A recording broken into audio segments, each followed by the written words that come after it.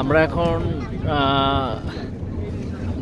বোটে করে মানে এখন প্রায় 2 ঘন্টার মতো আমরা এখন এই জার্নিটা করব। তো আসলে কি বলবো যে চমৎকার একটা এই মানে শিক্ষা সফর বলতে মানে পিকনিকের মতনই বলতে গেলে, খাওয়া দাওয়া এখানে, সব কিছু এখানে।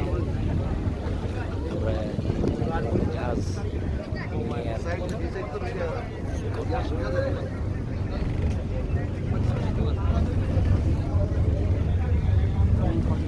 তো ওই ডিপো থেকে আমরা আসলাম।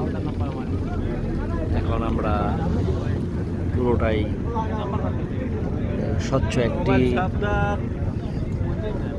একটা আসলে কি বলবো যে কোনো রকম ময়লা আপনারা দেখতে পাচ্ছেন না, ঠিক আছে?